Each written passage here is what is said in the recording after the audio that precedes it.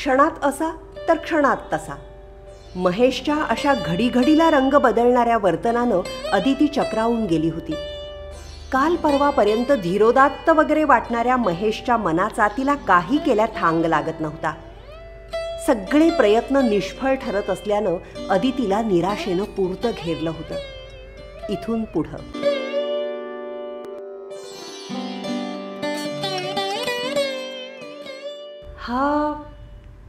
हा तर हुंदक्यांचा आवाज आहे. कोण रडतंय? कालचं स्वप्न पुन्हा पडलं का? छे छे, मी तर जागी आहे.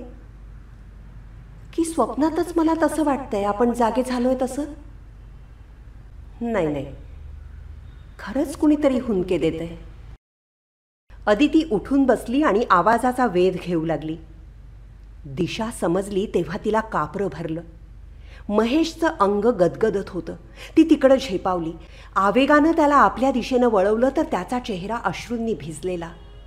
कळवळून तिनं विचारलं, महेश, महेश काय होतंय तुला? काही त्रास होतोय?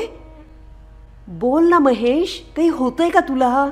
अरे माझ्याशी मोकळेपणानं बोल, कुठलाही आडपडदा न ठेवता. मला असह्य होतोय आपल्यातला हा दुरावा, अबोला.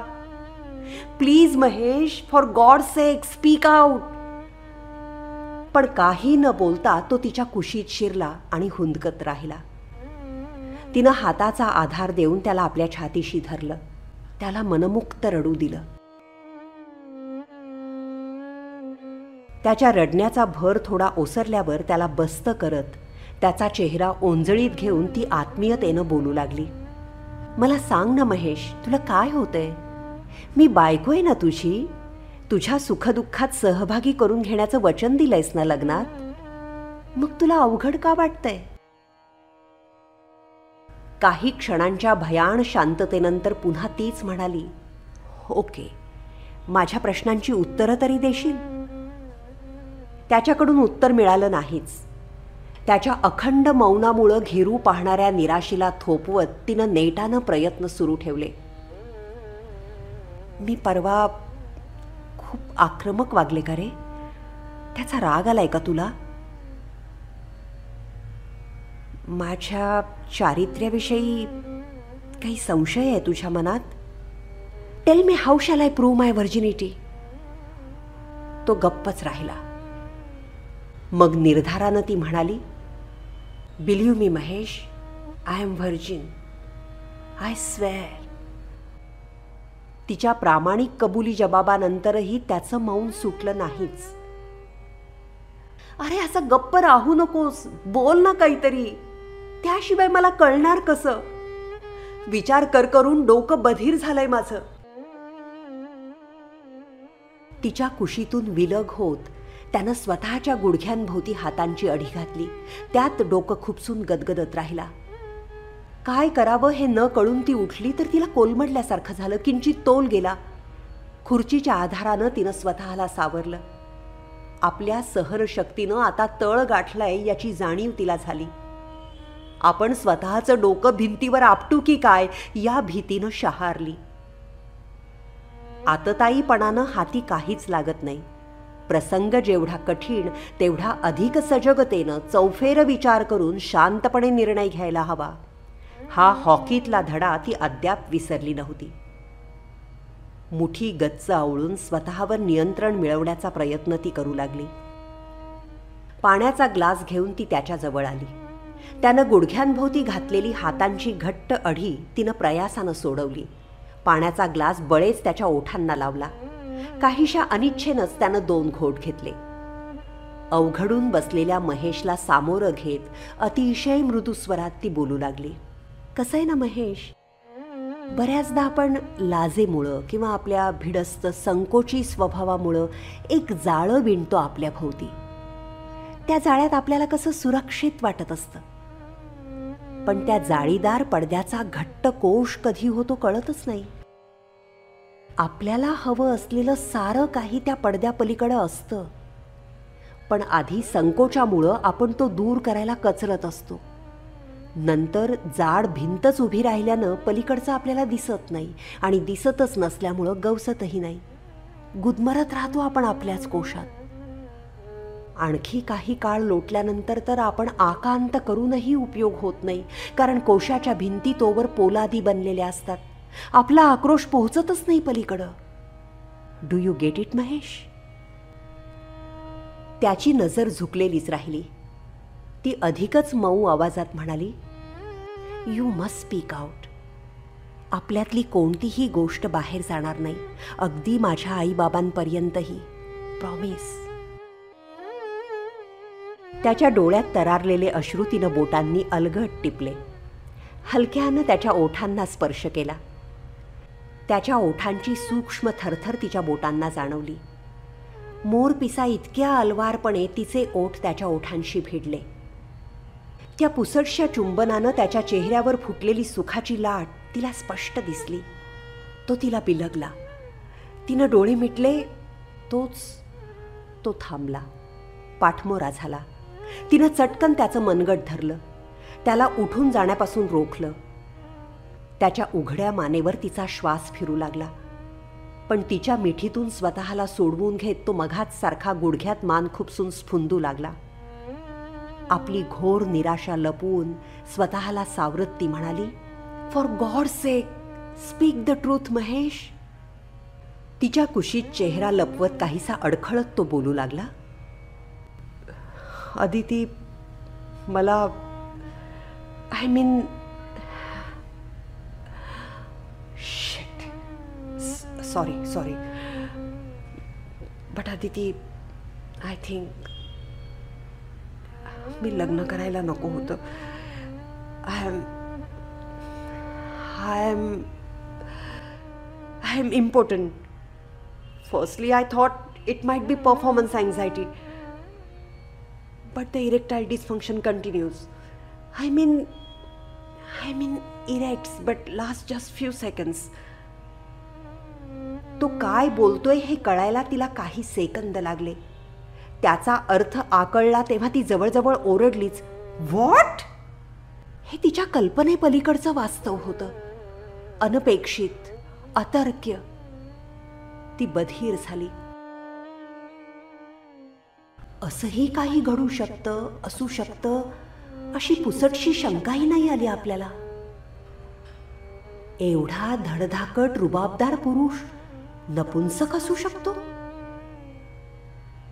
पण हे त्याच्याशी लग्नगाठ बांधणाऱ्या स्त्रीला कळावं कसं? नेमकी काय असते ही समस्या? कुणाशी बोलावं याविषयी? आणि याला ते आवडेल? आपल्याशीच बोलताना इतका अडखळतोय तर इतरांशी कसा बोलेल? परमेश्वरा, कसल्या खोड्यात अडकवलंस रे? इतकी क्रूर थट्टा करण्यासाठी माझीच निवड का करावीस तू? व्हाय मी? होल्ड इट अदिती, हे काय लावलंय? मीच का, व्हाय मी वगैरे? दुसरं कोण असायला हवं होतं? असणार होतं. कोणीही असती तरी ती एक स्त्रीच असती ना. विचारांच्या उलट सुलट आवर्तात ती भिरभिरत होती, हेलपाटून गेली होती, अगदी सुन्न बसून होती. Aditi, sorry, I am really very sorry. कसला पडदा आला होता डोळ्यांवर कुणास ठाऊक. सत्याकडे डोळे झाक करत राहिलो. Please forgive me. अदिती, बोल माझ्याशी काहीही. तुला वाटत होतं ना याला तडातडा बोलावं? बोल अदिती, मला ही शांतता सहन होत नाहीये. बोल माझ्याशी, बोल. तो बोलत होता, गदगदत होता. निश्चल बसलेल्या अदितीला त्यातली असह्य वेदना भिडली. हळूहळू तिला भान येत गेलं. त्याच्याविषयी विलक्षण माया तिच्या मनात दाटून आली. गेल्या 2-3 दिवसात त्याची कशी उलघाल झाली असेल हे जाणवून आतडं पिळवटलं. स्वतःमधली उणीव कळणं आणि ते स्वीकारणं सोपं का असतं? मुळापासून हादरवून उखडून टाकणारं जळजळीत सत्य सामोरं आल्यावर कशी झाली असेल त्याची स्थिती? संपूर्ण व्यक्तिमत्वाला ग्रासून टाकणारी ही उणीव मान्य करताना किती झगडला असेल तो स्वतःशी. आपण स्वतःलाच कुरतडण्यात व्यग्र असल्यामुळं त्याचा संघर्ष आपल्याला जाणवला नसेल का? मनातल्या वादळाची पुसटशी कल्पना त्याच्या चेहऱ्यावरून येत होती, पण त्या चक्रवाताच्या पोटात दोघांनाही उचलून कुठल्या कुठं भिरकावून देणारी भयंकर ताकद असेल याची मात्र कल्पनाही करू शकलो नाही आपण. तिच्या नजरेत उमटलेलं ममत्व पाहून महेश उसळला. स्वतःच्या गालावर फडाफडा मारून घेऊ लागला. त्याच्या आक्रस्ताळी वर्तनानं ती भयचकित होऊन त्याच्याकडे पाहू लागली. क्षणभर भीतीनं झाकोळून गेली. मग सगळं बळ एकवटून तिनं त्याची मनगट घट्ट धरली. त्रागा करून काय उपयोग आहे महेश? आता शांतपणे विचार करायला हवा. समस्येला सामोरं जायला तू घाबरलास. एकट्यानं सत्याला भिडताना पाय मागं घेतलास. पण आता मी आहे ना तुझ्याबरोबर. Let us face it together. लग्नाआधीच बोलला असतास तर आपण आताही लग्न मोडू शकतेस तू, तो कडवटपणे म्हणाला. Don't be sarcastic Mahesh. लग्न मोडण्याबद्दल बोलतच नाहीये मी. वेळीच इलाज झाला असता तर कदाचित ही समस्या आता अस्तित्वातही नसती असं म्हणायचं होतं मला. एनिवे, समस्येचा स्वीकार ही उत्तराकडे नेणारी पहिली पायरी असते आणि ती पायरी तू चढलायस. स्वतःवर नियंत्रण मिळवत संयत स्वरात बोलण्याचा प्रयत्न ती करत होती, पण तिच्या संयमानच तो तिरमिरला. फाडकन म्हणाला, मला कोणाची सहानुभूती नकोय. सहानुभूती म्हणजे दया, कणव म्हणायचंय का तुला? होय, तेच म्हणायचंय मला. मला कुणाच्या दयेची भीक नकोय. मी माझी काळजी घ्यायला समर्थ आहे. I know I am guilty, but stop it Mahesh. For God sake stop it. इथं कुणी कुणाचा अपराधी नाही की कुणी कुणावर दया दाखवत नाहीये. सहानुभूतीचा खरा अर्थ आहे सहअनुभूती. ज्या दुःख यातनांमधून तू जातोयस त्यांचा अनुभव मी घेऊ शकणं, ती तादात्म्यता म्हणजे सहानुभूती. Come on, relax. आपण बोलूया शांतपणे, पण त्याआधी कॉफी घेऊया. आवाजात तिनं महत्प्रयासानं सहजता आणली होती. जणू तिला सांगायचं होतं, ही समस्या फार गंभीर नाहीये, यावर इलाज होऊ शकतो आणि आपण तो करणार आहोत. आपल्या एकत्रित प्रयत्नातून ही समस्या निपटून काढणार आहोत. जे शब्दातून तिनं मांडलं होतं तेच आपल्या स्वरातून, देहबोलीतून त्याच्यापर्यंत पोहोचवण्याचा ती प्रयत्न करत होती. तो काहीच बोलला नाही. त्याची नजर तिच्या चेहऱ्यावर खिळलेली. तिथं संतापाचा लवलेश नव्हता की कटुता नव्हती. ते पाहून तो अधिकच चक्रावला. ती शांतपणे उठली. कॉफी मेकर सुरू करून तयारीला लागली. आपण विषय एकदम बदलल्यानं आपल्या सहजतेनं तो भांबावलाय हे तिच्या लक्षात आलं होतं. पण समोर उभी राहिलेली समस्याच एवढी विचित्र आणि गंभीर होती की तिची ही अवस्था फारशी वेगळी नव्हती. स्वतःशी विचार करण्याकरता तिला अवधी हवा होता आणि त्यालाही तो द्यायचा होता. म्हणून तिनं कॉफीचं निमित्त केलं होतं. तिनं पुढं केलेला कप त्यानं अभावितपणे हातात घेतला. ती समोर बसली. ओंजळीतल्या कपाची ऊब अनुभवत काही क्षण स्तब्ध राहिली. मग त्याच्याकडे पाहून किंचित हसली. म्हणाली, अरे घे ना कॉफी, गार होईल. छोटासा घोट घेत तो कसाबसा म्हणाला, छान झालीये. थँक्स. मी छानच करते कॉफी. नाश्त्यानंतर तू कॉफी घेतोस ना? त्याच्या चेहऱ्यावरचा अचंबा पाहून म्हणाली, यात आश्चर्य वाटण्यासारखं काय आहे महेश? साक्षीनं सांगितलं. तुझ्या सवयी जाणून घ्यायला नकोत का मला? ओके, ठरलं तर. रोजची कॉफी माझ्याकडे, चालेल? ओ या, फील ऑनर्ड. तिच्या बोलण्यातल्या सहजतेनं तो संभ्रमात पडल्यासारखा पुटपुटला. काही क्षण आले गेले. दोघंही आपापल्या विचारात कॉफीचे घुटके घेत राहिले. किंचित काळानं ती आपुलकीनं म्हणाली, so coming to the point, तू याआधी कुण्या तज्ज्ञ डॉक्टरांना कन्सल्ट केलं होतंस? नो. सुधीरनं म्हणजे माझ्या कलिगनं सुचवलं होतं, पण but I thought it's not necessary. Not necessary? तिच्या स्वरात आश्चर्य आणि चीड दोन्ही एकदमच उमटले. खजील स्वरात तो म्हणाला, अदिती, एकतर या विषयावर बोलताना माझी जीभ लुळी पडायची. सुधीरशी किती वेळा बोलायचा प्रयत्न केला, पण नाही स्पष्टपणे सांगू शकलो. मी आडून का होईना वारंवार हा विषय छेडतोय म्हटल्यावर त्यानंच काही अंदाज बांधला, खोदून खोदून विचारलं. तेव्हा थोडीफार कल्पना दिली मी त्याला. त्याच्या प्रश्नांच्या सरबत्तीनंच इतका गांगरून गेलो की डॉक्टरांकडे जाण्याची हिंमतच नाही झाली.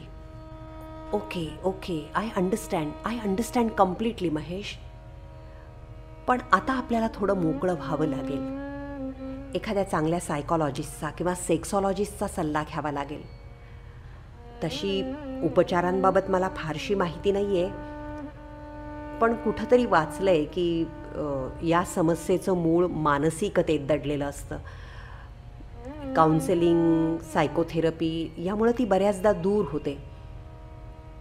मनातली कुठलीही भावना आवाजात उमटणार नाही याची काळजी घेत ती शांतपणे बोलत होती. पण त्यामुळं तो उसळला आणि तिला तोडत म्हणाला, किती रोखठोक बोलतेस ग तू. सगळं किती सोपं वाटतंय ना तुला. बुडत्याला काठावरून सूचना देणं सोपंच असतं म्हणा. पण महेश, बुडण्याविषयी आपण बोलावंच का? इथं ना तू बुडतोयस ना मी काठावर उभी राहून तुला सूचना देतीये. ही आपल्या दोघांची समस्या आहे. उपचारात मी कायम तुझ्याबरोबर असणार आहे. पण तू हे का करतीयस अदिती? तिचं बोलणं पूर्ण व्हायच्या आतच त्यानं विचारलं. त्याच्या आवाजातला आवेश मात्र ओसरला होता. मघाच्यात शांतपणे ती उत्तरली, का म्हणजे काय महेश? तुझी बायको म्हणून. आता कृपा करून दया, कणव, उपकार असले शब्द उच्चारून आपल्या नात्याचा अपमान करू नकोस.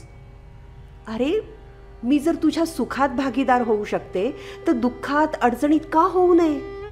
तू जरा जास्तच आदर्शवादी होतीयस असं नाही वाटत? झेपणार आहे हे?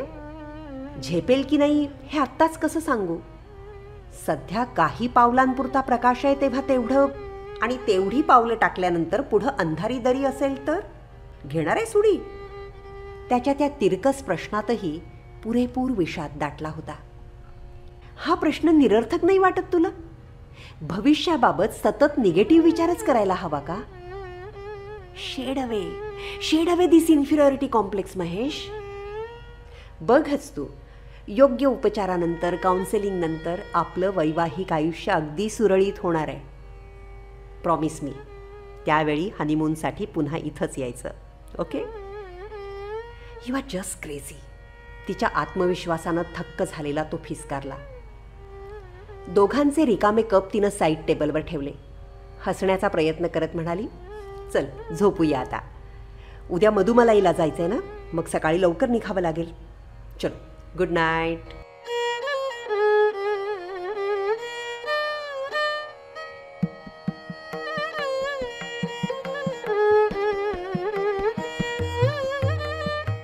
Hats off to Aditi. इतकी मोठी समस्या किती परिपक्वतेनं हाताळली आहे तिनं. समस्येचा स्वीकार हा त्यावरचा उपाय शोधण्याच्या दिशेनं टाकलेलं पहिलं पाऊल असतं असं अदितीप्रमाणे मलाही वाटतंय. पण महेशला आपल्यातली उणीव स्वीकारणं शक्य होणार आहे? तो त्यावरच्या उपचाराला तयार होईल? अदिती महेशच्या सहजीवनातले चढ उतार जाणून घेण्याची उत्सुकता आता आणखी वाढलेली आहे.